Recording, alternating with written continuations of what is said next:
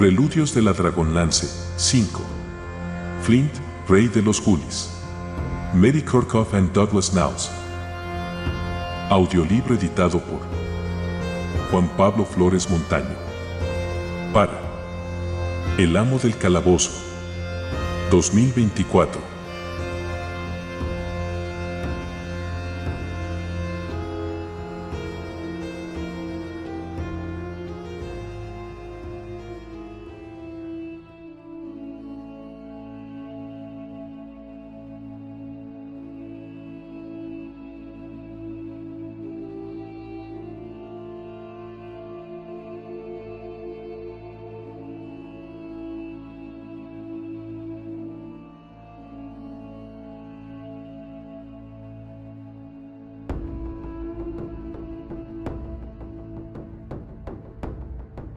Décima primera parte.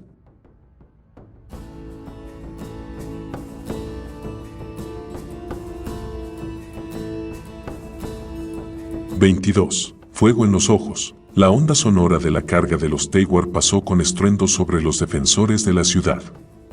Los enanos de las montañas voceaban broncos desafíos y golpeaban las espadas y hachas contra los escudos. El suelo retumbaba bajo las contundentes y rítmicas pisadas.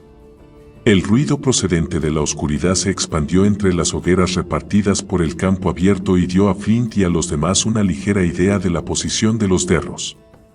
El enano vio el destello de las llamas reflejado en las hojas de acero de las hachas y en las oscuras superficies pulidas de los escudos. Incluso desde esa distancia, los horrendos ojos de los derros parecían captar y reflejar la luz. A Flint le recordaban, incongruentemente, unas luciérnagas bullendo en un prado una noche de verano. Por un instante, se preguntó si el solo volumen del sonido bastaría para ahuyentar a los defensores, pero una rápida ojeada a su alrededor disipó sus dudas. Los enanos de las colinas estaban dispuestos a mantenerse firmes. De hecho, los enanos Ghulis contribuían al alboroto con sus gritos, insultos y gestos de burla. Flint dirigió una mirada nerviosa sobre su hombro hacia Casacolina, protegida ahora tras la barrera semicircular de tierra. La ciudad envuelta en sombras parecía muerta bajo el encapotado cielo nocturno, sobre todo en contraste con las hogueras esparcidas por el campo. De hecho, la ciudad estaba casi abandonada. La mayoría de sus habitantes, unos 350, estaban en la fortificación con Flint, Perian y los Agar. El resto, casi 160 enanos de las colinas, los muy ancianos, muy jóvenes o los débiles en cualquier otro sentido, se habían refugiado en cuevas de las colinas en espera del desarrollo de la batalla. «Preparad las bombas explosivas», gritó Flint sin perder de vista la carga de los Teiwar. Los Agar situados en el centro de la barrera reprimieron de mala gana sus gritos ofensivos y cogieron los pequeños recipientes de cristal y cerámica que contenían la sustancia corrosiva. Listas también las antorchas. «Encendedlas ya». Varias docenas de enanos de las colinas prendieron las teas impregnadas de aceite. «Daremos una sorpresa a esos gusanos cuando estén cerca», comentó Flint a Ruberick, quien se había aproximado a él. El granjero se limitó a asentir con gesto torvo. Los dos hermanos escudriñaron la oscuridad en silencio. Las tropas del Tania cortaban distancias. La carga, iniciada 100 metros atrás, cerraba la brecha con gran rapidez. Flint distinguía ya, al resplandor de las fogatas, las figuras individuales de los derros. Vio rostros desfigurados por el ansia guerrera, ojos en los que alentaba un brillo asesino, hambrientos de víctimas. La mayoría de los Teiwar avanzaba a paso vivo, con los escudos en el brazo izquierdo y las hachas o espadas empuñadas con la mano derecha. Algunas hogueras dejaron de verse, pisoteadas al paso implacable de la amenazante oleada negra, pero las fogatas más cercanas a la barrera iluminaban ahora al ejército invasor. A Flint le hubiese gustado disponer de un cuerpo de arqueros, o de una catapulta, o cualquier clase de arma con proyectiles de largo alcance. Pero, por desgracia, el alcance de las bombas se limitaba a la fuerza de tiro de los Agar, lo que comprendía entre los 30 centímetros y los 15 metros. Por otro lado, no quería arriesgar a los Ghulis de las Agarpultas antes de estar preparados para el contraataque.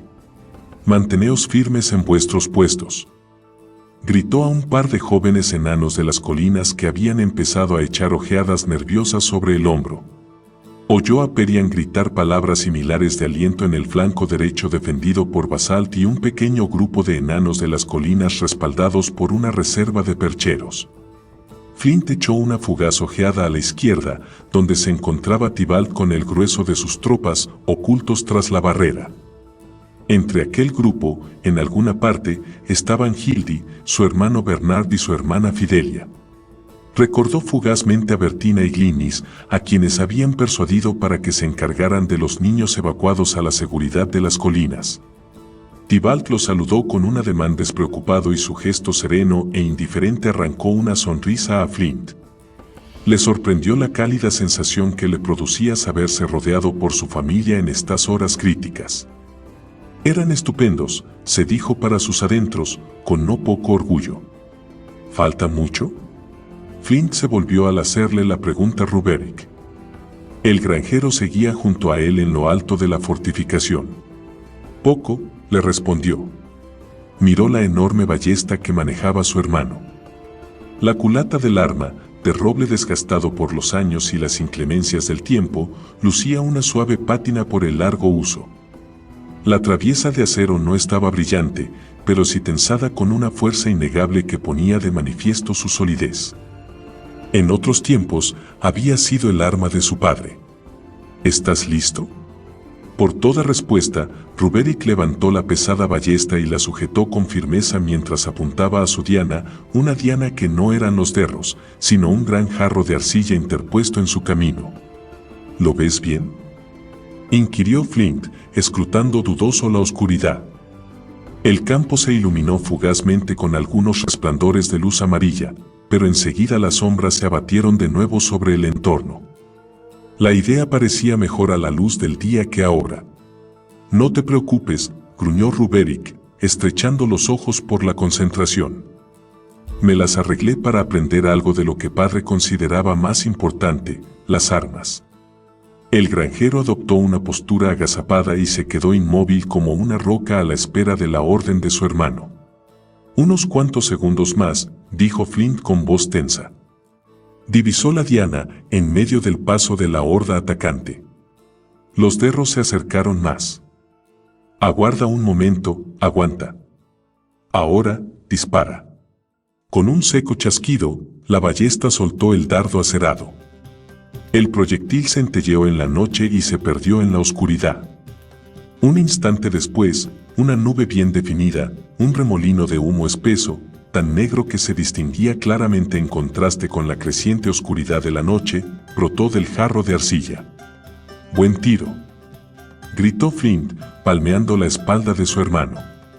Ruberick hizo caso omiso, concentrado de nuevo en la laboriosa tarea de amartillar la pesada ballesta. Encajó en la ranura otro dardo. El sudor le resbalaba por la frente cuando terminó de girar la fuerte manivela tensora. Flint manifestó su satisfacción con un gruñido al ver que el humo se extendía por el campo. Las filas de derros se dispersaron cuando los enanos se apartaron tambaleantes de las nocivas emanaciones. La oscuridad reinante le impedía distinguir la reacción de los Teiwar, pero lo complació sobremanera imaginar su malestar. Los derros rodearon la cada vez más extensa nube de humo, pero su avance había sufrido un momentáneo retraso. «¡Listas las antorchas!», gritó Flint al verlos acercarse. «Y también las bombas». Cerca de su posición, Fango y Terrón levantaron los pequeños recipientes y los agitaron con denodado vigor. «Cuidado», advirtió Flint. «Solo nos falta que estalle uno de esos aquí». La batalla finalizaría antes de comenzar, pensó con un estremecimiento. Detrás de la trinchera, varias docenas de enanos de las colinas blandían antorchas encendidas, aunque las mantenían bajas, fuera del alcance de la vista de los derros, a la espera de utilizarlas a una orden de Flint. Por fin Ruberick levantó su arma, la afianzó y apuntó al segundo jarro grande. Este se hallaba mucho más cerca que su primera diana. Con un seco chasquido, la ballesta disparó el dardo, a vasija se hizo añicos y desprendió otra nube del nocivo humo cáustico. Los derros estaban a menos de 30 metros. A tan corta distancia, Flint y Ruberick veían las arrugas de sus faces grotescas, las anillas de sus cotas de malla. Flint se volvió hacia los Agar agrupados a su derecha y a su izquierda. Petarderos, tirad. Tomar y comer porquería, explosiva. Gritó Fango, mientras lanzaba el recipiente, que cayó entre las primeras filas enemigas y, al romperse, liberó una nubecilla de apestoso humo negro. En medio de un griterío infernal, los Agar del centro de la fila arrojaron sus apestosos proyectiles. Los recipientes eran pequeños y el entusiasmo de los lanzadores grande. Tal como habían practicado, los gulis doblaron los brazos hacia atrás y arrojaron los frascos tan lejos como les fue posible contra las filas de los Teiwar. Algunos no pudieron evitar irse de bruces al suelo por la fuerza del impulso. Varios recipientes cayeron justo delante de la fortificación de tierra y rodaron a la zanja abierta al pie de la barrera, entre los atacantes y los defensores. La mayoría de los proyectiles volaron 7 u 8 metros y algunos surcaron vertiginosamente el aire y reventaron a los pies de la primera línea enemiga. Al instante, una nube oscura y espesa se expandió de los frascos rotos. La onda explosiva hizo que el humo se elevara y luego quedara suspendido en el aire como un manto espeso y viscoso. Parte del humo se alzó en volutas que sobrepasaron la barrera defensiva. Flint se zambulló de cabeza para eludirlo, pero no antes de haber aspirado una bocanada. El enano se dobló en dos, jadeante y medio asfixiado, tropezó y cayó rodando por la inclinada pared de la barrera, con el hacha Tarkan rebotando con fuerza contra su costado. Quedó tendido al pie de la fortificación, inerme, sacudido por las arcadas. «Rey no gustar bombas apestosas», comentó Fango, contemplando entristecido a su monarca. Un poco de humo se enroscó en sus botas y se elevó hasta rozarle el rostro, pero el guli hizo poco más que restregarse la nariz y pestañear un par de veces. Flint apareció arrastrándose entre los últimos vestigios de la espesa neblina que barría la trinchera. Sacudió la cabeza varias veces para despejarse, mientras rogaba a los dioses que los efectos de las bombas hubiesen resultado tan repulsivos para los derros como lo habían sido para él. En efecto, la mayor parte del humo se había frenado contra la barrera de tierra y, volviéndose hacia las filas Teiwar, se había arrastrado como un ente animado por el suelo, adhiriéndose a la piel, introduciéndose en botas y ropajes y abriéndose paso a través de cualquier rendija. De hecho, la reacción de Flint por la mínima bocanada que había aspirado fue moderada en comparación con los efectos intensos infligidos por el gas en los Teiwar. Los derros recibieron de lleno el embate de la espesa y nociva neblina. El vapor era tan pesado que se expandió en una nube suspendida a una altura que apenas sobrepasaba las cabezas de los enanos de mayor talla y se quedó flotando sobre el campo con una consistencia líquida. La primera fila central de soldados se desplomó como pichones abatidos de un solo golpe. La siguiente hilera se tambaleó y se detuvo mientras la sustancia cáustica los envolvía como un sudario. Los enanos trastabillaron y cayeron, medio inconscientes, tosiendo y boqueando. El gas se disipó conforme se extendía y perdió intensidad. Pero antes redujo a todo Teiwar, lo bastante desafortunado para caer en sus redes viscosas, a un cuerpo convulso sacudido por el paroxismo y la asfixia. Tal y como Flint había planeado, la ponzoñosa neblina se expandió como una cuña en el centro de la formación Teiwar. Cuando el rey de los gulis remontó la cima de la fortificación, ahora limpia del nocivo gas, vio que las fuerzas del Tane se habían dividido en dos, ahuyentadas por el pestilente humo reptante. Muchos derros se detuvieron y miraron a su alrededor con nerviosismo. Otros que lo seguían se frenaron en seco. En la oscuridad, Flint descubrió que la previa formación ordenada de Teiwar se había convertido en un grupo de soldados confusos y desconcertados. La carga se había frenado de manera efectiva. «Flint, aquí». Escuchó la llamada urgente de Perian y la vio acercarse a toda carrera. También él corrió por lo alto de la defensa para reunirse con la mujer.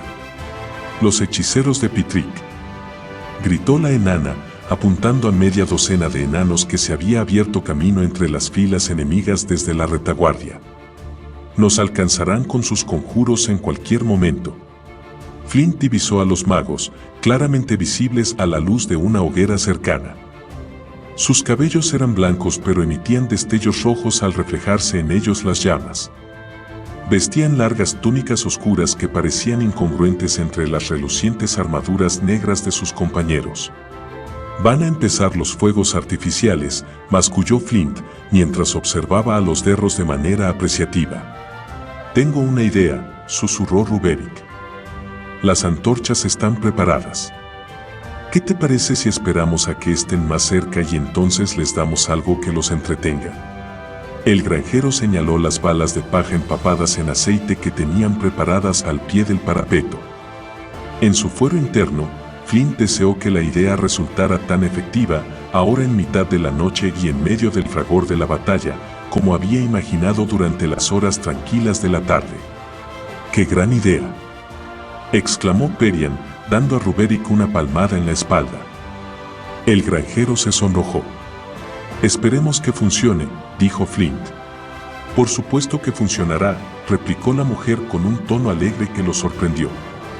Por primera vez, Flint advirtió el gran espíritu guerrero que alentaba en la mujer. Cuando ese estallido de luz se alce ante sus ojos, quedarán cegados largo rato. Para ellos será más amenazador que hacer frente al frío acero de las espadas o a una cerrada formación de soldados. Flint la miró en silencio un momento, reparando una vez más en los rizos de su cabello cobrizo, en la tersa suavidad de sus mejillas. «Por Reorx, ojalá hubiese concluido ya la batalla», deseó. Ella notó su mirada y se dio media vuelta, sorprendiéndolo con el ligero rubor que tiñó repentinamente sus pómulos. Entonces se escuchó a los sargentos derros impartiendo órdenes a gritos y vieron que las filas Teiwar se agrupaban otra vez en formación. Los hombres de la infantería surgieron a espaldas de los hechiceros y la horda derro al completo reanudó el avance hacia la zanja abierta al pie del parapeto. «Antorchas, ahora», bramó Flint. Docenas de enanos de las colinas treparon a toda carrera a lo alto de la fortificación y arrojaron las teas encendidas al otro lado, sobre las balas de paja que habían sido colocadas a lo largo de la zanja tras empaparlas con aceite. Con una súbita ráfaga de aire y un sonoro estampido, cada bala de paja estalló en una pila de llamas y una explosión de cegadora luz amarilla desgarró la oscuridad.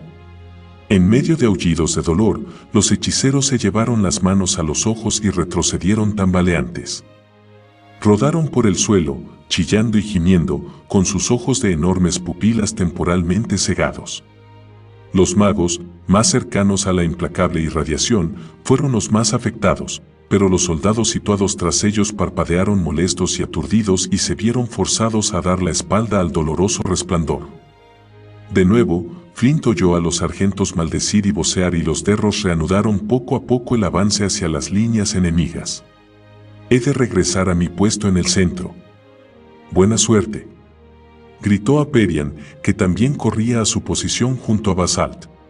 Las enormes columnas de fuego perfilaban la totalidad del perímetro del parapeto. En el centro, la oscura nube ponzoñosa todavía ocultaba el campo, impidiendo el avance de cualquier Teiwar. A la izquierda de Flint, los enanos de las montañas vacilaban en medio del caos reinante, pero a su derecha, donde los hechiceros habían marchado a la cabeza, los oficiales Teiwar fustigaban a sus tropas en un salvaje avance. Flint escudriñó el flanco derecho, defendido por un reducido número de tropas al mando de Perian y Basalt, apenas un centenar de enanos de las colinas y unos 50 Agar. Sin embargo, su labor se limitaba a contener al enemigo, ya que el pronunciado declive de la ribera del río cortaba el avance de los derros por aquel lado. La propia muralla de tierra en sí los obligaría a atacar cuesta arriba, lo que daba una ventaja significativa a los defensores. La primera línea de enanos de las montañas llegó a la zanja abierta en la base del parapeto. Los Teiwar se metieron sin dudarlo en la poco profunda trinchera y empezaron a cruzarla. Para entonces, las balas de paja estaban casi consumidas y se desmoronaban en cenizas, pero, incluso así, los derros se veían forzados a rodear los ardientes restos. Iban armados con las hachas de batalla que se manejaban con ambas manos pero que ellos blandían con una a fin de ayudarse con la otra a trepar la inclinada pendiente de la fortificación de tierra. Flint vio a Perian abalanzarse sobre un derro y hundir su hacha en el yelmo. Basalt, por su parte, arremetió con la espada y otro Teiwar rodó cuesta abajo hasta la zanja. A todo lo largo de la línea, los enanos se habían encaramado en lo alto del parapeto y propinaban hachazos y cuchilladas a los derros que trepaban hasta su posición. La confusión aumentó cuando los Agar del regimiento de percheros subieron en tropel a lo alto de la barrera y estrellaron sus escudos en las cabezas de los soldados enemigos. Las armas hendían el aire, la sangre fluía con profusión. A Flint se le cayó el alma a los pies al ver desplomarse a varios enanos de las colinas que quedaron tendidos en el suelo, inertes. El rey de Lodazal contuvo el aliento, preguntándose si la línea defensiva aguantaría el embate. Vio a un derro remontar el parapeto, pero Basalt lo detuvo con un certero golpe en la garganta. Perian dirigía a un grupo de enanos en un contraataque contundente de golpes y arremetidas a los Teiwar, que caían dando tumbos parapeto abajo. Escuchó el ronco grito de batalla de la mujer y vio a los enanos de las colinas seguirla con ímpetu. La guerrera atacó como un espíritu vengador, heraldo de la muerte, propinando cuchilladas a diestro y siniestro, retrocediendo de un salto antes de que un golpe de contraataque alcanzara su destino. El corazón de Flint dejó de latir cuando un derro la atacó por la espalda. Sin embargo, algún sexto sentido advirtió a la mujer del peligro, pues giró velozmente sobre sus talones a tiempo de eludir el golpe y hundir su acero en el traicionero Teiwar. Flint dejó escapar un hondo suspiro de alivio al comprobar que los enanos de las colinas no solo contenían la arremetida, sino que obligaban a los enanos de las montañas a retroceder. Desorganizados, aturdidos, desconcertados, los Teiwar se agruparon al pie de la fortificación. El humo les impide todavía acercarse aquí, rezongó Ruberick, mientras señalaba la viscosa neblina suspendida en el centro del campo de batalla. Flint observó a su hermano con sorpresa. En la voz del granjero se advertía un manifiesto timbre de decepción. Ansías tener la oportunidad de disparar contra ellos y acabar con unos cuantos, ¿no es cierto?, le preguntó. Ruberick carraspeó y asintió en silencio. Supongo que me gustaría ocuparme personalmente de que algunos no regresaran a Torvardin. Los hermanos volvieron su atención al flanco izquierdo, donde los enanos de las montañas reanudaban el avance desplegándose por el campo abierto. Debido a la densa nube de humo que aún flotaba entre sus líneas, estos Teiwar ignoraban que sus compatriotas habían sido rechazados en el flanco derecho. «Encárgate de que todo marche bien aquí», ordenó Flint a su hermano. «Aguarda». «¿A qué te refieres?» «¿Qué hago si?», gritó Ruberick, mientras Flint se alejaba a toda carrera. En su fuero interno, al enano le inquietaba dejar a su hermano al mando de los atolondrados y escandalosos petarderos, tan difíciles de controlar. No obstante, una breve ojeada a la oscura nube de humo lo tranquilizó, pues tenía visos de permanecer inalterable durante algún tiempo e impediría el acceso por el centro del parapeto. Flint corrió por lo alto de la fortificación hacia el punto donde Tibalt estaba apostado con un numeroso grupo de enanos en el ala izquierda del parapeto, desde el que observaban el avance de los Teiwar. De improviso, estos trazaron un viraje y rodearon el final de la barrera en lugar de trepar por ella. La amplia brecha abierta entre el terraplén y los árboles ofrecía una ruta fácil que sobrepasaba las líneas defensivas. En torno a los enanos de las colinas se arremolinaban los gulis integrantes del regimiento de agarpultores al mando de Nomskul. Los hombrecillos saltaban y brincaban en un intento de atisbar las fuerzas enemigas sobre las cabezas de los enanos de las colinas, más altos que ellos. «Agarpulteros, preparaos», gritó Flint en el momento de llegar a una distancia desde donde lo podían oír. «¿Preparan para qué?», inquirió el chamán, volviéndose hacia su monarca con expresión desconcertada. «Para disparar, Sopenco». El rostro del guli se iluminó. «Yo, Nomskul, 3. Tu rey». Flint se mordió la lengua para refrenar los insultos que pugnaban por salir de su boca, mas al punto lo complació ver que Nomskul y sus hombres entraban en acción a toda velocidad. Incluso recordaban la dirección hacia donde debían apuntar. «Bien, muy bien», Los animó, falto de resuello, al llegar junto a Tybalt. Rodean el parapeto muy deprisa, apuntó el alguacil, con un ligero ribete de alarma. Flint volvió la mirada al campo y vio el rápido avance de los enanos de las montañas por el extremo del parapeto. «No podemos perder tiempo», bramó. Los enanos de las colinas se prepararon para el contraataque. «Agarpultas, disparen». Lanzar 2 veces. Confiaba en que esta orden los haría repetir los lanzamientos hasta que no quedara un solo agar. Luego se volvió hacia las tropas enemigas. Las pirámides de Agarpultas se levantaron por encima del muro defensivo en tanto que los gulis que actuaban como detonantes trepaban a toda carrera por el declive interior del parapeto. Embistieron contra sus compañeros encaramados unos sobre otros y las pirámides vivientes se tambalearon por el encontronazo de modo que los agar situados en la cúspide salieron disparados contra las filas Teiwar. Alcanzaron sus objetivos cual bolas de bolera que hacen pleno y la formación de los derros quedó partida en 2 al caer patas arriba docenas de Teiwar. Enanos de las colinas, a la carga. Flint alzó el hacha Tarkan sobre su cabeza mientras lanzaba el grito. De repente, se quedó paralizado por un acontecimiento inesperado. Del hacha brotaba una luz fría y blanca, el fulgor se derramó por el campo y sobre las filas de derros. Los enanos de las montañas, como un solo hombre, volvieron los rostros ante la cegadora luminosidad. Flint contempló el hacha de hito en hito, sobrecogido por el poder que emanaba de ella. A su alrededor, los enanos de las colinas prorrumpieron en clamorosos vítores. «Por la victoria», gritó Tybalt. Con un atronador rugido que igualaba en potencia al voceante desafío de sus contrarios, los enanos de Casacolina se abalanzaron sobre las fuerzas Teiwar.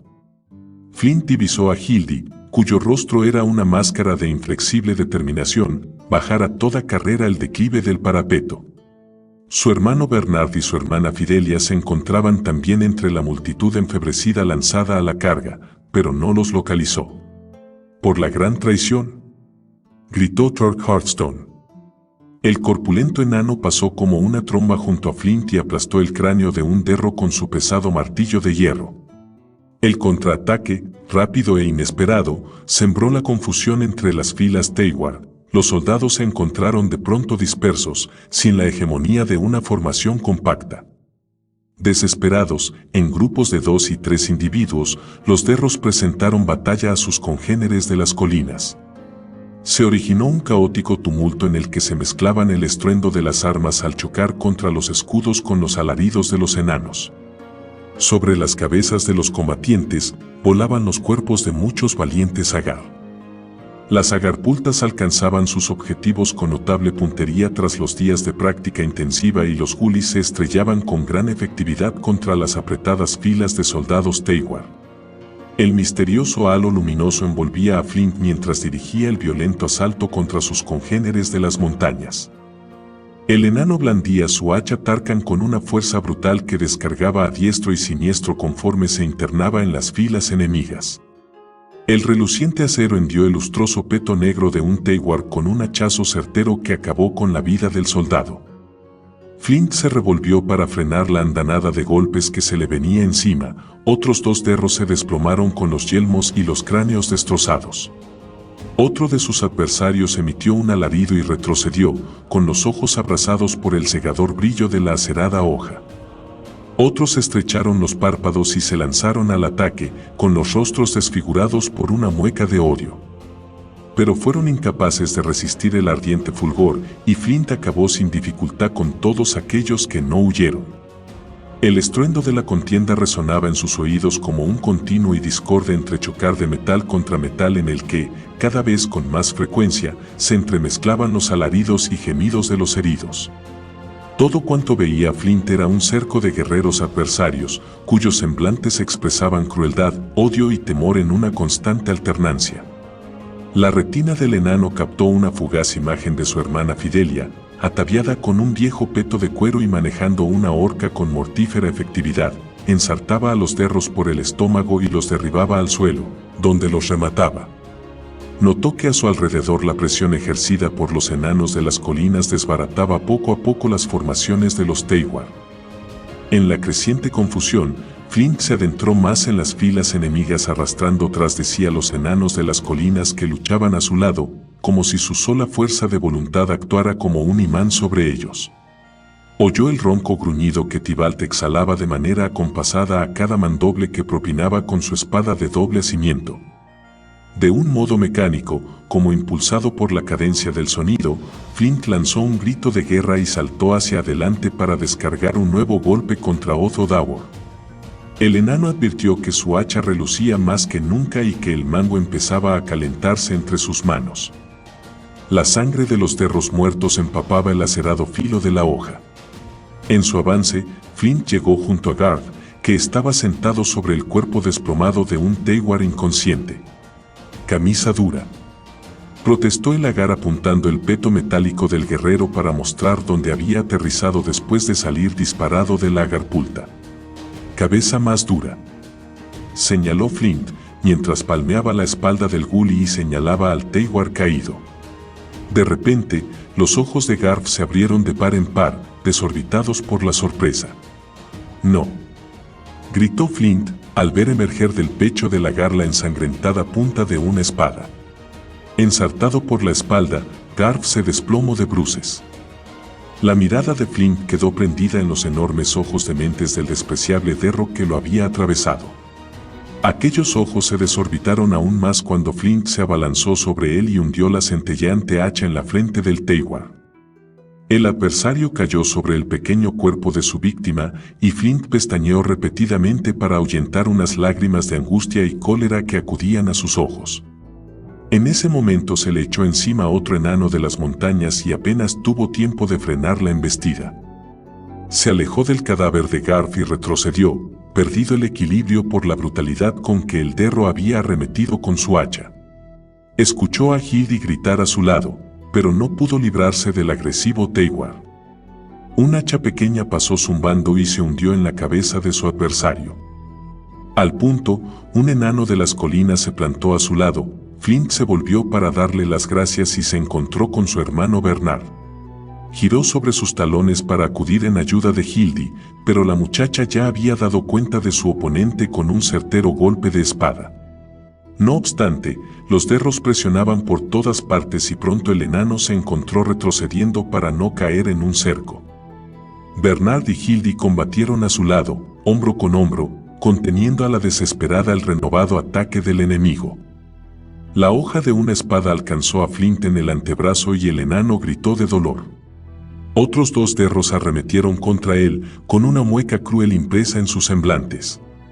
Antes de que Flint tuviese tiempo de alzar su hacha para defenderse, una figura se interpuso entre él y sus atacantes. Vio a Bernard hundir su hacha en la garganta de uno de los derros, pero el arma se quedó atascada en la armadura metálica de su víctima. Frenético, Bernard trató de desencajar el hacha, pero el segundo derro fue más rápido que él. Flint contempló horrorizado cómo el Teiwar atravesaba el cuello de su hermano. Un borbotón de sangre, más de la que Flint hubiese podido imaginar, brotó de la herida y empapó el pecho de Bernard, quien se volvió hacia Flint con una expresión de inconcebible sorpresa y luego se derrumbó a sus pies. «¡Bastardo!», chilló Hildy, abalanzándose sobre el todavía sonriente derro. El enano de las montañas alzó su arma, frenando el ataque, pero no podía guardar dos flancos a la vez. Flint, sacudido de la cabeza a los pies por una furia arrolladora, atacó. El hacha Tarkan centelleó y cercenó de un tajo el cuello del Teiwar. La cabeza salió por el aire, separada limpiamente de los hombros. A pesar de la conmoción ocasionada por la muerte de su hermano, Flint advirtió el cambio operado en el tumultuoso combate. Los avesados guerreros del Tane reaccionaban ante la inicial confusión y la situación se inclinaba poco a poco a su favor. «Atrás. Regresad al parapeto», ordenó Flint a voces. Su advertencia resultó innecesaria ya que los enanos de Cazacolina se retiraban hacia el terraplén defensivo, no por propia iniciativa, sino empujados por la creciente presión que ejercían las fuerzas oponentes. Muy pronto, mientras los enanos de las montañas reanudaban la ofensiva con renovados bríos, Se hizo patente que la retirada era la única salida para evitar una matanza y que el valeroso ataque de sus compatriotas acabara en un baño de sangre. Acuciados por la desesperación, los enanos de las colinas treparon a gatas el repecho de tierra, pero los feroces Teiwar fueron tras ellos. «Manteneos en lo alto del parapeto», gritó Flint, a la vez que se enfrentaba a otro enano de las montañas. De nuevo su hacha aplastó la armadura metálica y acabó con su oponente sin necesidad de atravesar la rígida barrera del peto de acero. Su víctima se desplomó de espaldas y rodó por el terraplén, arrastrando en su caída a dos de sus compañeros de armas. Flint notó que el hacha Tarkan, todavía resplandeciente, estaba tan caliente que empezaba a quemarle la palma de la mano y la sangre de sus enemigos hiceaba en la afilada hoja. Tibalt y otros enanos de Casacolina llegaron a lo alto del parapeto, donde se volvieron para presentar batalla. Jadeaban por el esforzado combate, pero, aún así, su actitud era de firme decisión. Por su parte, los Teiwar, exhaustos por la larga carga y todavía desorganizados por el inesperado contraataque, de repente se replegaron para reagruparse y darse un respiro. Flint advirtió el agotamiento de los enanos de las colinas que lo rodeaban y agradeció la tregua que les brindaba la retirada momentánea de los derros. Había llegado en el momento oportuno. Entonces miró por encima del hombro y vio sobrevenir la catástrofe. 23. El último bastión. Maldita sea vuestra repugnante cobardía. Explotó Pitrick, dirigiéndose a los dos sargentos que tenía ante él. Al principio, las cosas parecían desarrollarse muy bien, según lo previsto. Sus regimientos se habían agrupado en formaciones de combate con gran precisión y el avance se llevaba a cabo con un ímpetu, en apariencia, irresistible. No cabía duda de que los enanos de las colinas serían arrollados en el primer embate. Su ansia por la batalla se había acrecentado con la conclusión a la que había llegado durante las acampadas obligadas en los días precedentes.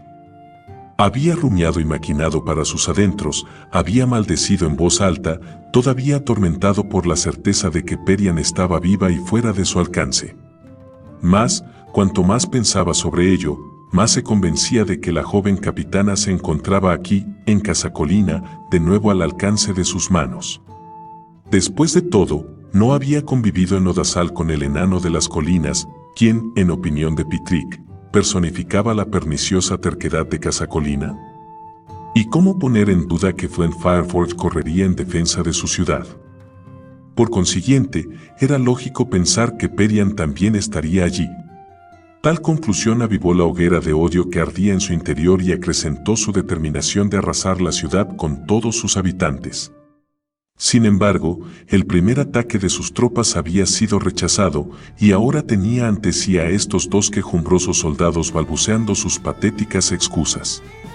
¿Me estáis diciendo que habéis sufrido una derrota a manos de unos enanos de las colinas?, prosiguió el jorobado, clavando de manera alternativa en los dos aterrados sargentos su mirada penetrante, salvaje. Bien, pensó para sí. Afrontan la batalla de buen grado, sin importarles lo que les depare el destino, pero a mí me temen. Pitrick paseó arriba y abajo, frente a los atemorizados soldados.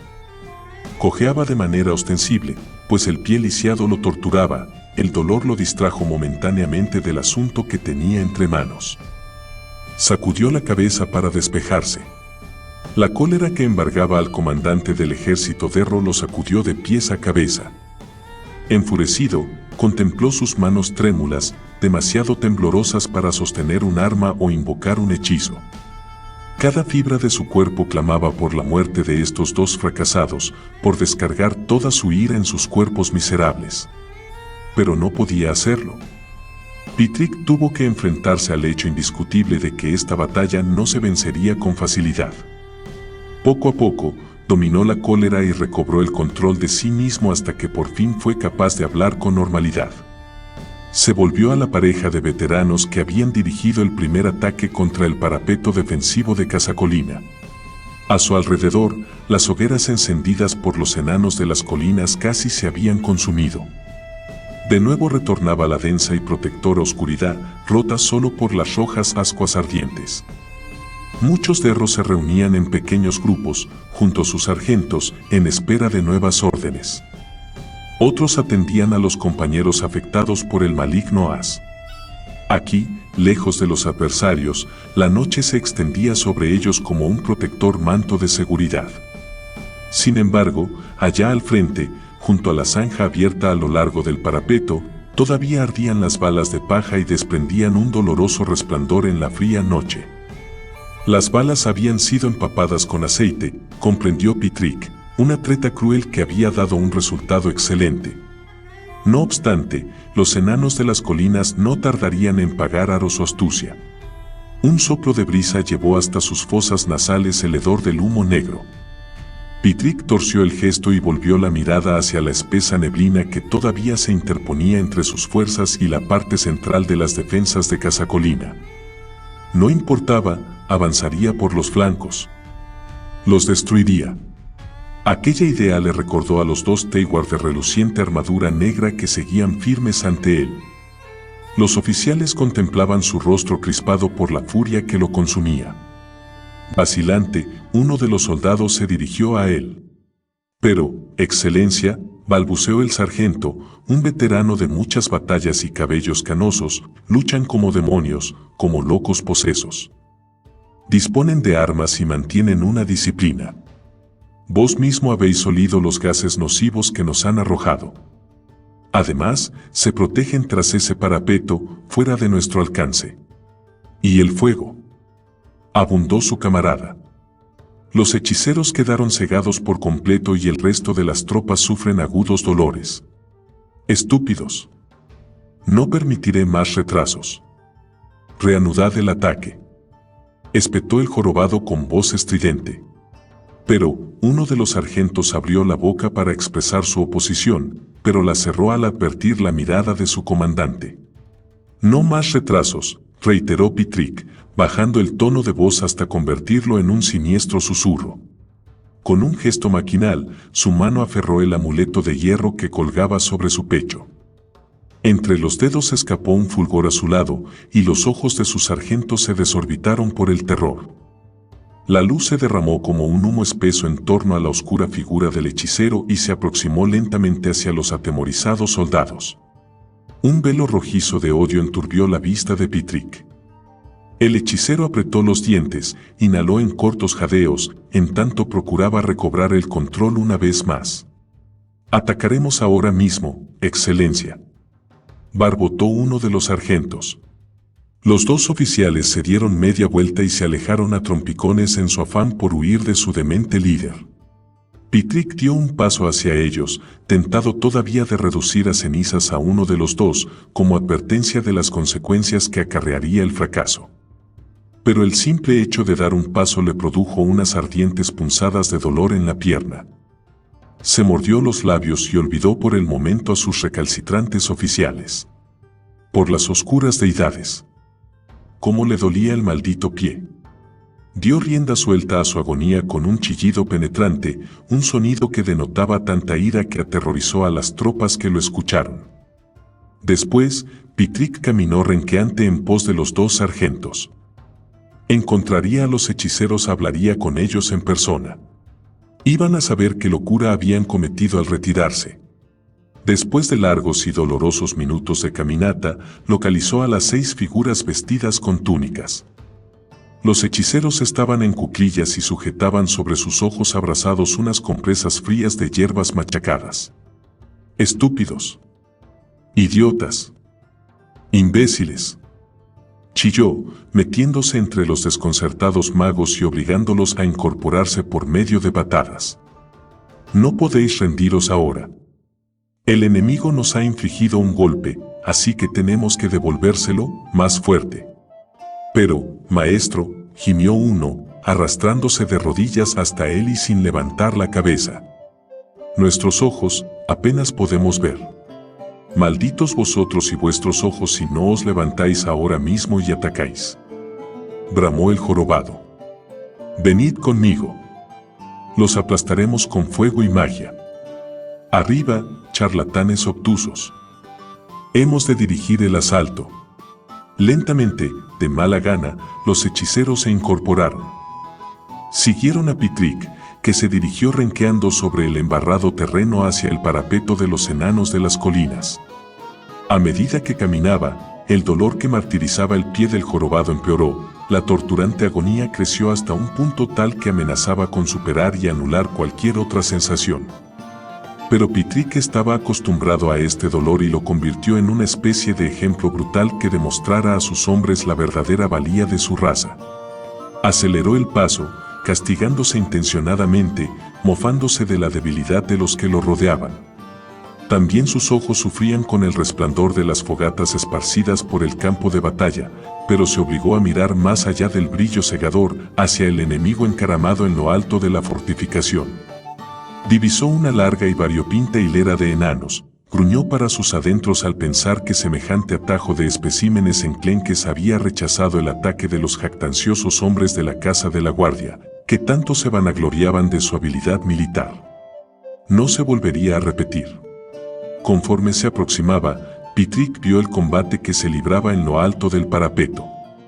Los Daur avanzaban en pequeños grupos y subían corriendo la pendiente del terraplén solo para encontrarse con las armas de los decididos enanos de las colinas cuando llegaban arriba.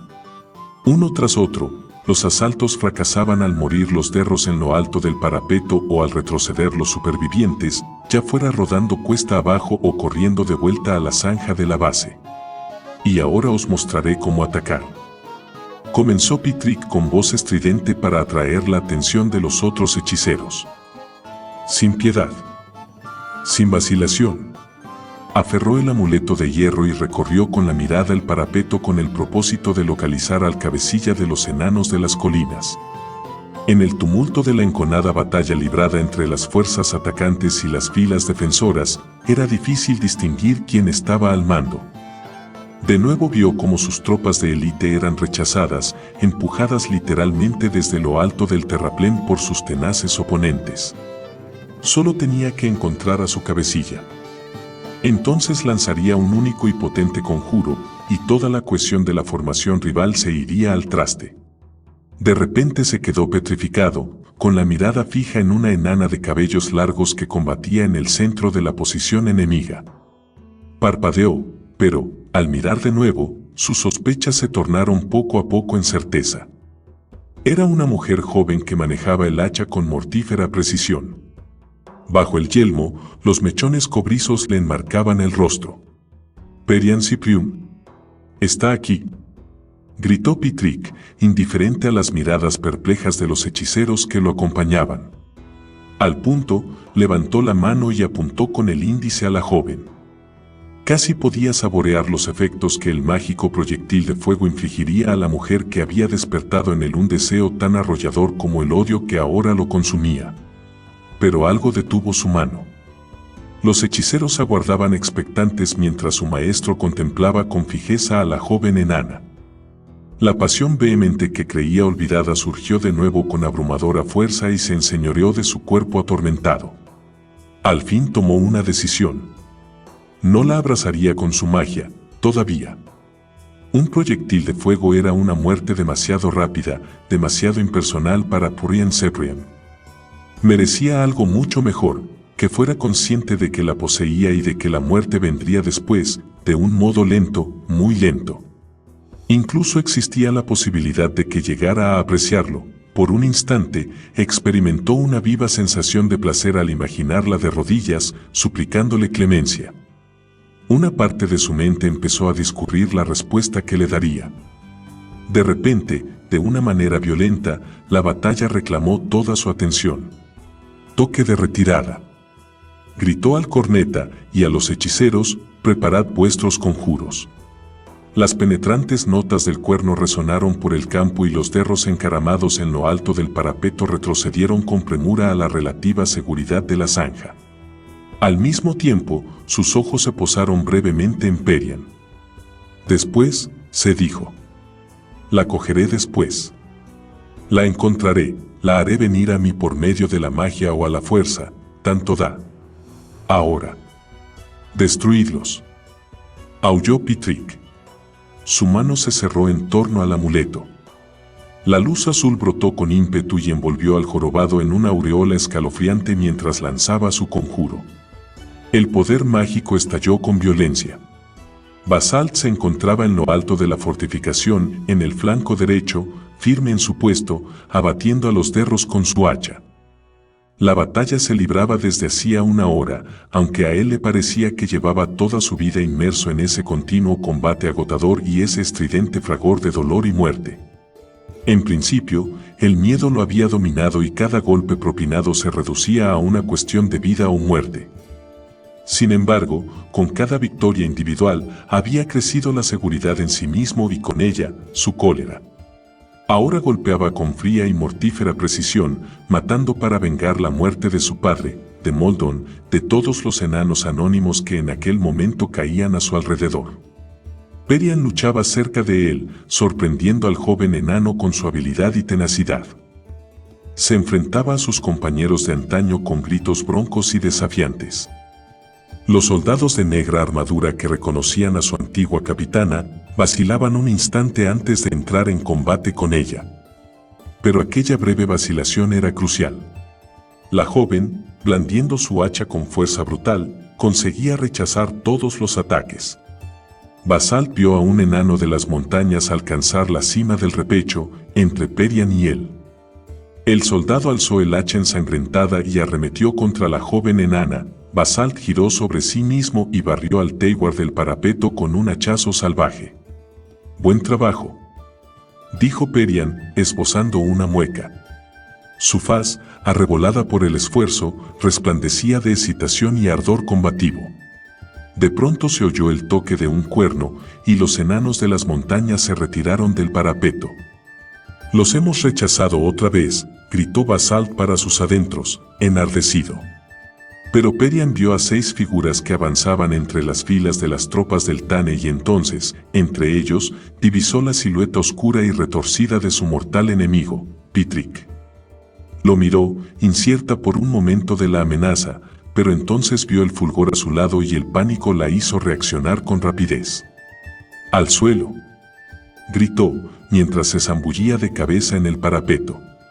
«¿Qué?», gruñó Basalt, aunque también él se echó cuerpo a tierra. El joven escudriñó la oscuridad y atisbó un minúsculo glóbulo luminoso que surcaba el aire. La esfera acortó distancias, en dirección al repecho de tierra, hacia la derecha de la posición ocupada por Perian y él. Basalt pensó que la pequeña esfera era muy hermosa, aunque al punto la idea se le antojó incongruente. No imaginaba el horror que se desencadenó a continuación. El punto de fuego se deslizó sobre el parapeto, entre un grupo arracimado de enanos. Al instante, explotó en una enorme bola incandescente de muerte y destrucción. La cercana ola de calor emitida por la explosión alcanzó a Basalt y le chamuscó la piel y el cabello. Escuchó los alaridos de terror y angustia, si bien no vio nada durante unos preciosos segundos, deslumbrado por el resplandor del proyectil de fuego. Pero, cuando la fuerza del destello remitió, contempló, embotado por la impresión, los cuerpos carbonizados de los enanos de las colinas y de los gulis que habían tenido la desgracia de encontrarse en el mortal radio de acción de la bola de fuego. El olor a carne quemada traído por la brisa le revolvió el estómago. No podía creer que aquellas ennegrecidas formas retorcidas habían sido alguna vez enanos vivos. Los cadáveres semejaban estatuas talladas en carbón. Entonces Basalt vio otros puntos ígneos y luces procedentes de los enanos ataviados con túnicas oscuras. El enano de las colinas alzó la vista, conmocionado, cuando unos rayos restallantes pasaron sobre su cabeza y explotaron. Contempló horrorizado a una pareja de enanos de las colinas, vecinos de toda la vida, desplomarse sin vida, exterminados de forma instantánea por el impacto mágico. Los gritos se propagaron por las líneas defensoras y Basalt notó que el pánico se adueñaba también de él. Los hechiceros entonaron una nueva salmodia y del cielo despejado se desprendió una avalancha de granizo que acribilló a los ocupantes de la fortificación. Basalt se cubrió la cabeza con las manos y aplastó el rostro contra la tierra, esperando que esta pesadilla llegara a su fin. Los enormes granizos que martillaban su cuerpo le dejaron las manos entumecidas y un palpitante dolor de cabeza. Lanzó un grito de dolor al recibir el impacto de un granizo inmenso en el codo y golpear lo otro en los riñones con fuerza brutal. Conteniendo el aliento y con los dientes apretados, Basalt luchó por no perder el sentido, aunque se sabía incapaz de soportar un minuto más esta tortura. La tormenta mágica cesó de modo tan repentino como había comenzado. Una breve quietud espeluznante se adueñó del campo de batalla. En realidad, no era un silencio, puesto que se escuchaban los quejumbrosos lamentos de muchos agar y enanos de las colinas a todo lo largo del parapeto castigado por la granizada. Basalt hizo un gesto de dolor al incorporarse con esfuerzo sobre las rodillas, vio a otros enanos ponerse de pie con lentitud. «Tenemos que rechazar el ataque», se dijo para sí. «Aguarda», siseó Perian, arrastrándolo de nuevo al suelo. El joven escuchó el seco chasquido de las ballestas al dispararse. Los dardos metálicos barrieron la cima del terraplén donde muchos defensores exhaustos, quebrantados por el castigo infligido, se incorporaban jadeantes. Unos cuantos, como Perian y Basalt, se echaron cuerpo a tierra justo a tiempo, pero muchos otros quedaron expuestos a la letal andanada. «A las instalaciones de la cervecería», gritaron Flint, Tybalt, Hildy y todos cuantos estaban al corriente del plan de emergencia. Las paredes de piedra del edificio les proporcionarían un último bastión donde refugiarse, si bien todos sabían que ello significaba dejar la ciudad en manos de sus rapaces enemigos. Flint hizo un alto en el centro de la población, observando el paso de la oleada de enanos de Casacolina. Grupos reducidos de enanos gulis corrían a trompicones entre sus más corpulentos congéneres. Perian y Tybalt se reunieron con él, en tanto que Hildy y Basalt se encargaban de organizar la defensa en la cervecería. «¡Maldición!», bramó el alguacil. «Creí que lograríamos rechazarlos». «Lo intentamos», dijo Flint. «Ahora todo depende de las altas paredes de piedra de la cervecería. Tenemos que resistir allí». «¿Basalt se encuentra bien?», preguntó Tybalt a Perian. Las explosiones de las bolas de fuego y los siseantes proyectiles mágicos se habían visto con claridad desde el otro flanco del parapeto. «Sí, está bien. Ha ido a organizar la defensa en la cervecería. Sin embargo, hemos recibido un duro castigo en el flanco derecho. Me temo que hemos perdido 40 o 50 hombres». Perian se volvió hacia Flint mientras Tybalt se alejaba para reunirse con los defensores en la cervecería. «Otros tantos, quizá más, cayeron en el otro lado», explicó el enano, procurando mantener un tono firme. El recuerdo de la mirada asombrada de Garf y el valeroso ataque de Bernard persistía en su mente. La suave sonrisa compasiva de la joven puso de manifiesto que comprendía su estado de ánimo. «¿Y tú con esa hacha?», exclamó. «Te veía sin dificultad desde mi posición, arrollador, abriéndote paso como una furia reluciente». «¿Eso parecía?», preguntó Flint con voz lúgubre. «Sí. Sin embargo, también han caído muchos de los nuestros», observó Perian con voz tenue, mientras observaba el paso de los supervivientes. «Vayamos a ponernos a cubierto», sugirió el enano. «Aguarda. Quiero asegurarme de que algunos percheros están a salvo y se dirigen a la cervecería». Vi a Pústula a la cabeza de un grupo que se encaminaba al pueblo. «No hay tiempo», objetó Flint con un gruñido, aunque sabía que no podían abandonar a sus protegidos, expuestos a las fuerzas Teiwar, mientras existiera una posibilidad de conducirlos a la seguridad del edificio. «Solo tardaré un minuto. Deja las puertas abiertas para cuando lleguemos». Flint se tragó sus objeciones, sabedor de que sería una pérdida de tiempo. «Apresuraos», instó a la mujer. La vio meterse a toda carrera por un callejón en la dirección por la que se había marchado Pústula. Tras dirigir una mirada nerviosa a la carretera, sintió cierto alivio al constatar que todavía las fuerzas Teiwar no daban señales de vida. Luego echó a correr y no tardó en girar por el recodo de la calzada que llevaba a la cervecería.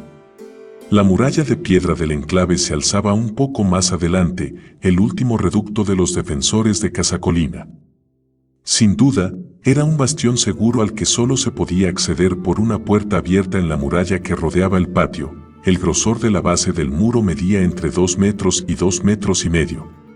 La cervecería constaba de 3 edificios, un establo, la fábrica propiamente dicha donde estaban las grandes tinas, y otro pabellón utilizado para oficina y almacén. En la puerta se encontró con Ruberick, Tybalt y una docena de enanos armados. El grupo esperaba en la calle, manteniendo las puertas abiertas para asegurarse de que todos los suyos habían entrado al patio. Las ventanas del edificio de las tinas están atrancadas, informó Tybalt. Dentro hay un centenar de los nuestros armados con espadas, lanzas y horcas, también están los percheros. No creo que los derros abran brecha por ese lado. ¿Y los demás han entrado ya?, preguntó Flint. Creo que sí. Estos somos todos los que quedamos, dijo Ruberick, señalando a otra docena de enanos dirigidos por Turk Hearthstone que aparecían tras la esquina de un edificio y se acercaban a la puerta para reunirse con ellos. No he visto a nadie más al venir hacia aquí, dijo Turku entre jadeos. Creo que todos han escapado. Al menos, todos los que todavía podían caminar, admitió con expresión sombría. Me quedaré en la puerta, dijo Flint. La tendremos abierta unos minutos más, hay tiempo de cerrarla cuando los veamos acercarse. Deprisa, Perian, urgió en silencio. Luego se volvió hacia Tybalt y Ruberick.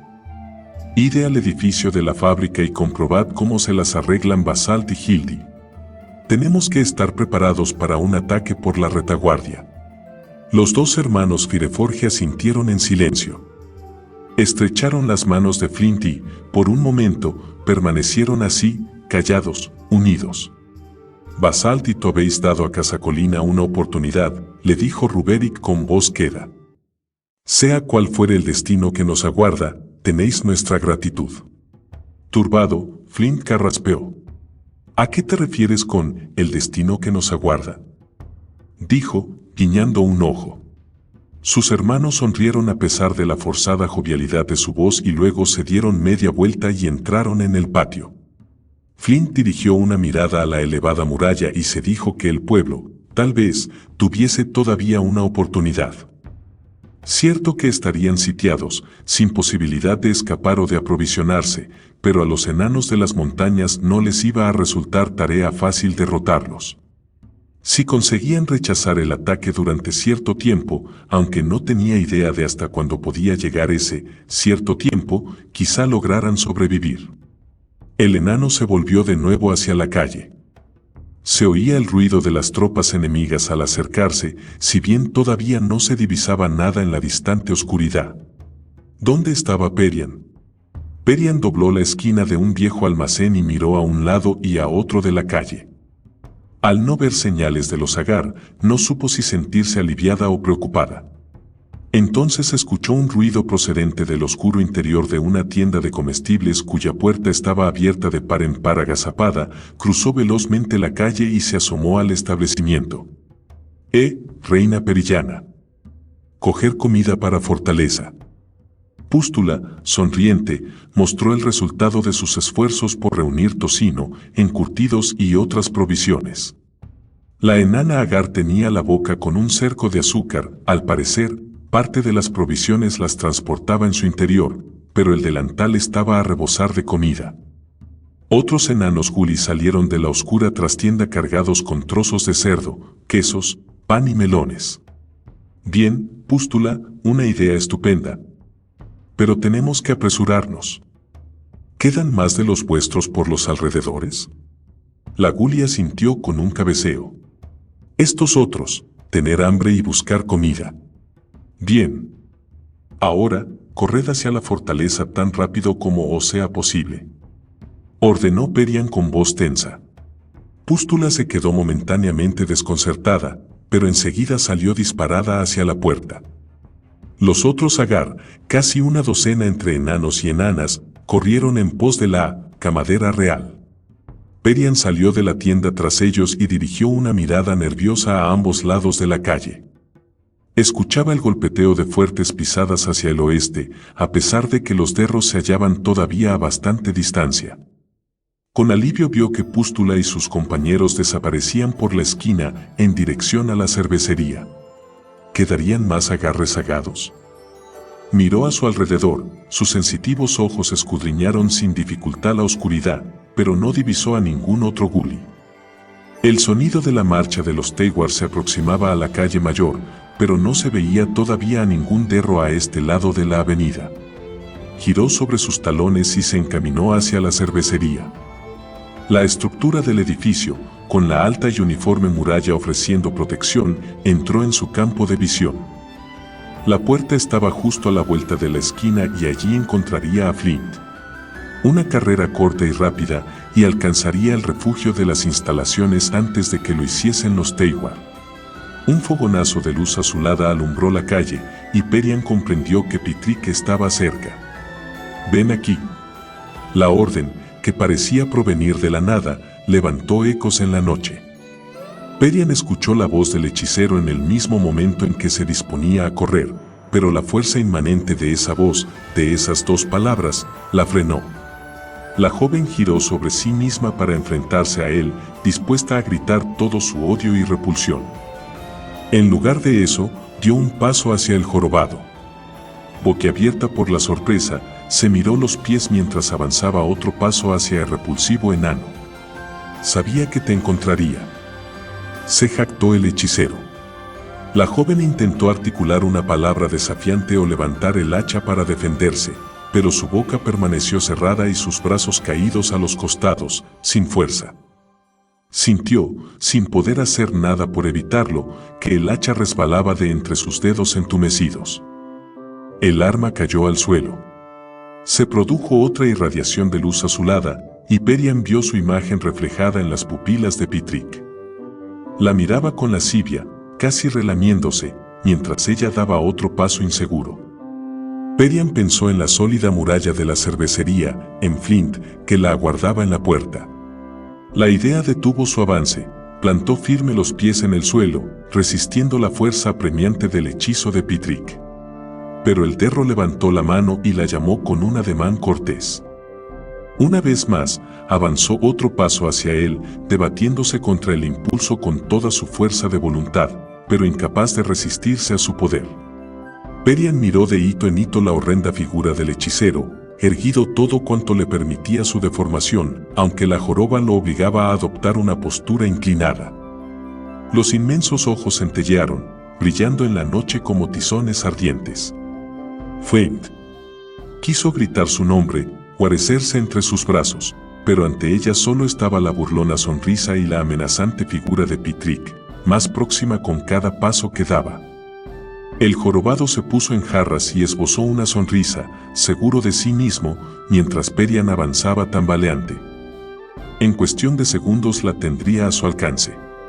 Parecía encontrar un perverso placer en atraerla hacia sí mientras él permanecía inmóvil, aguardando. Centrada toda su atención en aquel rostro odioso, Perian tuvo la sensación de que no existía en el mundo nadie más que Pitrick y ella, un mundo que se había convertido en algo desolado, vacío, ruin. La luz azul brotaba del amuleto y aquella era la única luz que conocía. Irremisiblemente, se acercó otro paso, y otro más. Unos cuantos más y la tendría a su lado. Luchó por hablar, por gritar, pero su boca permanecía cerrada, sus brazos paralizados, solo sus pies se movían con esa cadencia lenta que la conducía a su perdición. «Ven, desdeñosa mujerzuela. Acércate y siente el contacto de tu amo. Acércate al encuentro con tu muerte». Pitrick echó la cabeza hacia atrás y estalló en carcajadas. Con un último paso, la joven se halló de pie frente al hechicero. La desesperación y el desconsuelo atormentaban su alma. Pitrick alargó una mano agarrotada que semejaba una garra y acercó los dedos al rostro de la mujer. Le rozó la mejilla. El contacto le provocó una descarga dolorosa en la piel. Su caricia era como la punzada de una enfermedad vil, mucho peor que la limpia herida de una hoja de acero. Unas oleadas de dolor le martirizaron el cuerpo, lágrimas ardientes le humedecieron los ojos. Y, por fin, el dolor rompió las cadenas mágicas que la esclavizaban. Con un ronco gemido, Perian cayó de rodillas mientras se llevaba la mano a la mejilla que el hechicero había tocado. Se escabulló de su lado. Estaba libre. «¿Me das asco?», barbotó en tanto se ponía de pie. Tomado por sorpresa, Pitrick retrocedió un paso. En el mismo momento, el amuleto emitió un mágico destello, pero la luz se desvaneció en la noche, fuera del control de su amo. «¡Detente!», gritó el hechicero, llevando la mano hacia su hacha. Pero también Perian había escapado a su control. La mujer buscó su propia arma, pero entonces recordó que se le había caído de las manos. El tumulto de la tropa Teiwar se oía muy cerca y supo que los derros no tardarían en acudir en auxilio de su comandante. Desesperada, cerró los dedos en torno al puño de una pequeña daga que colgaba de su cinturón. La alzó y arremetió con una fuerza salvaje. Sintió un avieso placer cuando la afilada hoja se hundió en el antebrazo que Pitrick había levantado para protegerse. El hechicero lanzó un alarido y cayó de espaldas, llevándose con él la daga de la enana. Perian retrocedió de un salto. En medio de la oscuridad, distinguió las figuras vestidas con armaduras negras de los enanos de las montañas que se acercaban a espaldas de Pitrick. Un instinto animal la inducía a quedarse y apuñalar al hechicero hasta matarlo, pero la parte racional de su cerebro le advirtió que no había tiempo para venganzas. Se dio media vuelta y corrió hacia la cervecería. En sus oídos resonaban los histéricos alaridos de odio del mago. No lo vio llevarse la mano al amuleto, pero la luz azul centelleó antes de que diera la vuelta a la esquina. La descarga mágica crepitó en la noche. «¡Aprisa!», gritó Flint, respirando con alivio al ver a Perian correr hacia él. Las tropas Teiwar avanzaban calle adelante tras la mujer, pero el enano la cogió en sus brazos y la arrastró consigo al interior del patio. Otros enanos cerraron del golpe las pesadas puertas y las atrancaron con las barras. «Lo conseguiste», sonrió Flint, en medio de jadeos, volviéndose para mirar a Perian. Estaba tan preocupado. Ella sonrió débilmente y le tomó la mano entre las suyas. Flint se sorprendió al ver que tenía los dedos empapados de sangre. Entonces sus ojos se desorbitaron por el horror al descubrir las profundas heridas abiertas por el fuego mágico en su espalda y en el costado izquierdo. «Perian», gritó con incredulidad. La sonrisa de la mujer se desvaneció lentamente de sus labios.